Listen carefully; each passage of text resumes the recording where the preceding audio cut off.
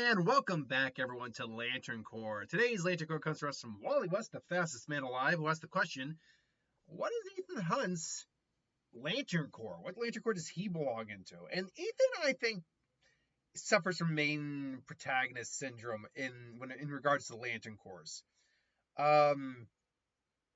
This is due to the fact that he's the hero. He does have many emotions that go through him, so let's just go through a bunch of them right now. I'm going to start with the absolutes. I'm going to get the one absolute Lantern Corps he can actually qualify for out of the way. He could be an absolute Green Lantern.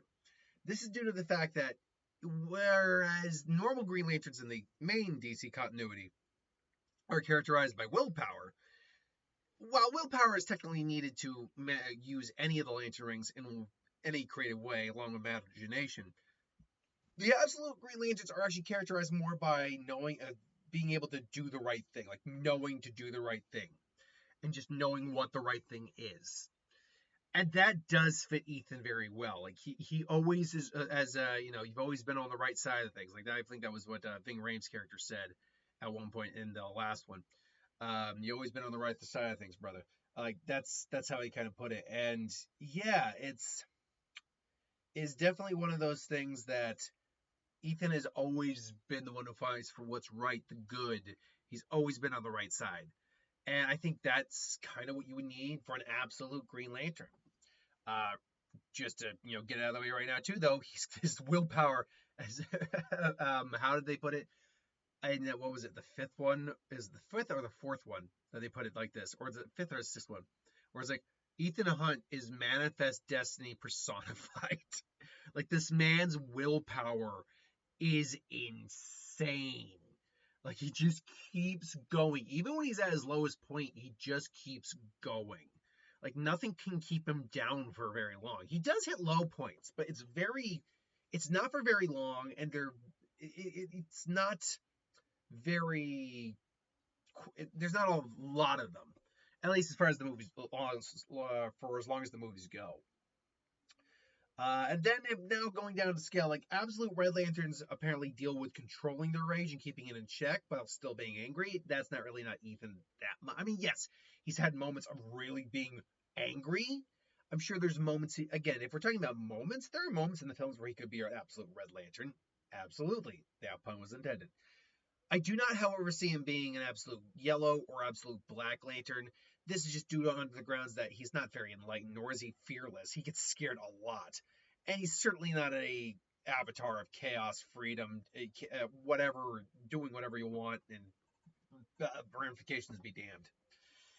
Which is mostly what the Black Lanterns in the Absolute Universe are. Gray Lantern, Lantern of Sorrow, that's really not Ethan. He's definitely had low moments. He has had those, but I wouldn't call him a Lantern of Sorrow. Nor a Lantern of Happiness, certainly not that. Now, what I didn't add on here, though, is Lantern of Shame. There is a firm argument for Lantern of Shame. Because there's a lot of things that Ethan's either ashamed that he's done or ashamed that he couldn't do, like save his friend or save someone important. Like, there's a lot of shame. There's a lot that Ethan carries, a lot of baggage, a lot of guilt. So, I mean, that's definitely a conversation piece to have. I just think, probably not so much. Nor is he a White Lantern. I mean, yes, he saves a lot of people, but I don't know if he's a personification of life. Not a Black Lantern. Moving over to the other side real quick, he's not really a Lantern of Fear. People are more afraid of what he's going to do rather than him. He's not really a Red Lantern. I mean, yes, he can be angry. Yes, he's probably got some unbridled. Definitely got some anger towards, what was it, Gabriel. But he kept that anger in check. Like, and that's why Absolute Red would be more fitting than the Red Lanterns. He's not necessarily doing what he's doing out of love, so it's not his strongest motivation. So the Sapphires don't work. Indigos, he's certainly got compassion, but it's not his strongest trait. And therefore he neither is devoid of it, nor is it his defining feature. He's not a greedy person, so he's not a Lantern avarice. But to sum it all up, I definitely think he could be a Lantern of Hope, because I mean, it's not just the fate of the world, but the fate of the world's in his hands. Like, everyone is always forced to put their faith in Ian, and Ian never gives up hope. Ethan, and Ethan never gives up hope that he will be able to get the job done and save the day. So the question now just becomes, which one is more likely? I mean, realistically, he could have both these, a green and a blue. They're the only two rings you can actually dual wield because they work in tandem with each other. So technically speaking, he could be both of these. But if we're going by the parameters of just that one ring man, I'd say that Hope is a good fit, a very good fit, but because only such a small group of people are putting their faith in him, I might say it's the bronze medal in this Olympic. So that leaves us between normal Green Lanterns and absolute Green Lanterns. And even though he always knows what the right thing is, he doesn't always know it is the right thing. He does question himself from time to time.